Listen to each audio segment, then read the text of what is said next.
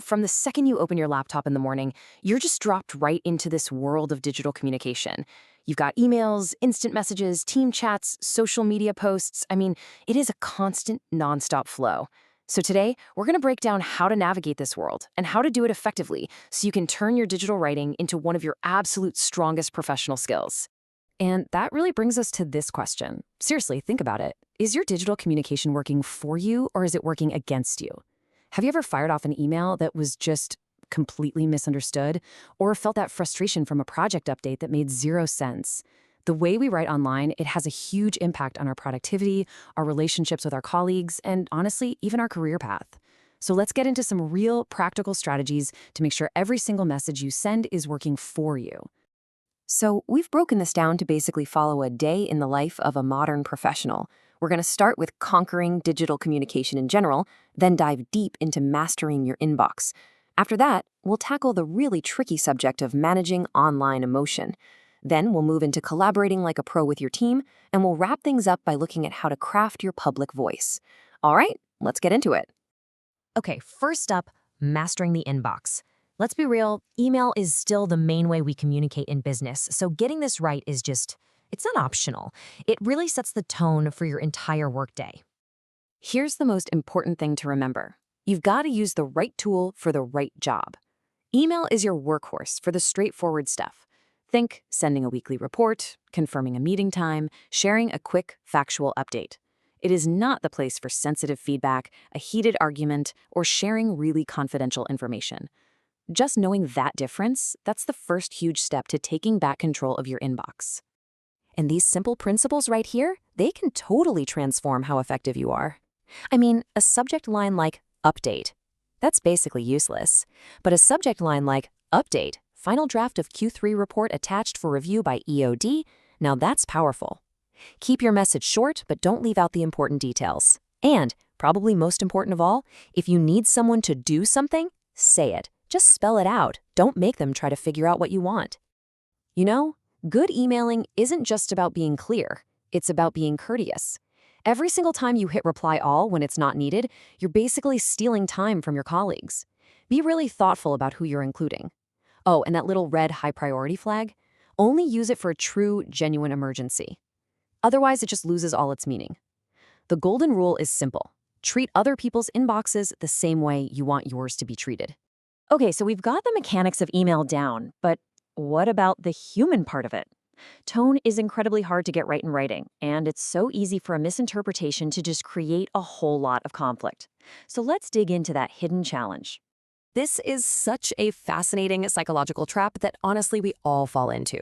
So first you have the neutrality effect. That's when you write a really cheerful, upbeat message, but your reader just sees plain text, totally stripped of all your positive vibes. But even worse is the negativity effect. This is where a perfectly neutral, fact-based message gets read as being short, critical, or even angry. Just knowing these two effects exist can help you avoid so much unnecessary conflict. And when those negative interpretations start to spiral, they can lead to something called cyber incivility.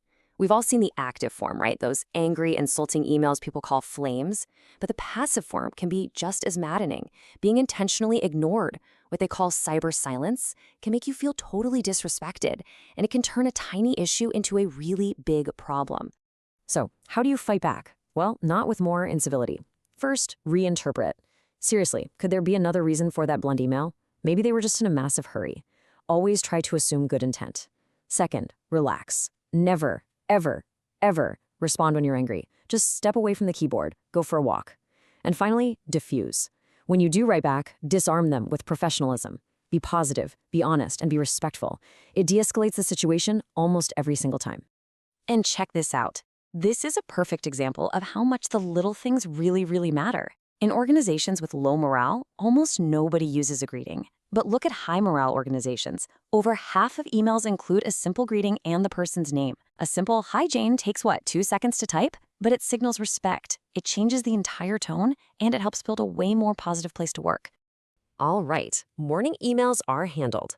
Now it's time to jump into that big team project on a platform like Slack or Microsoft Teams. And believe me, the rules for how to engage here are a little bit different.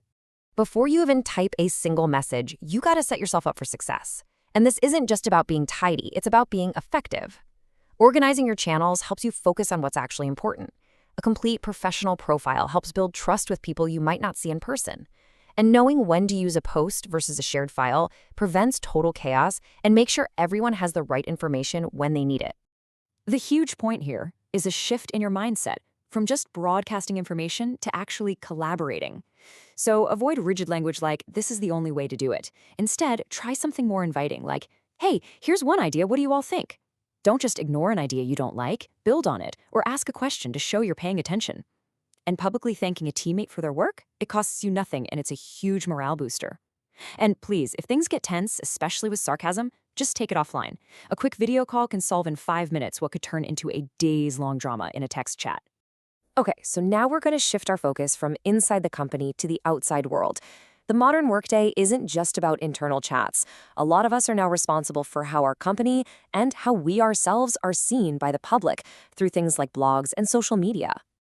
A company blog is so much more than just a place for press releases. You should think of it more like the organization's public journal.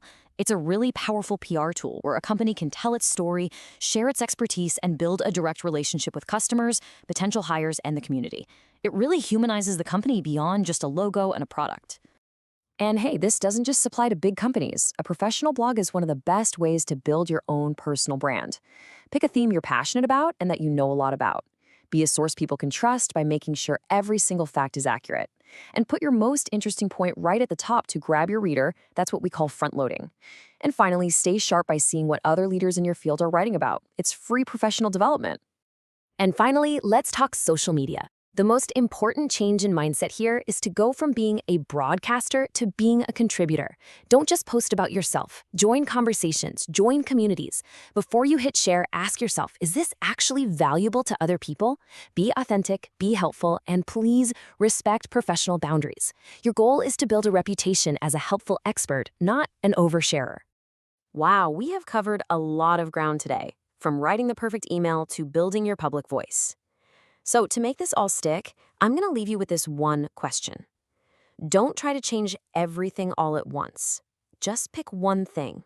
Maybe it's just adding a greeting to your emails. Or maybe it's pausing for 10 seconds before you send a reactive message. What is the one small habit you are going to change tomorrow to become a more effective and a more respected digital communicator?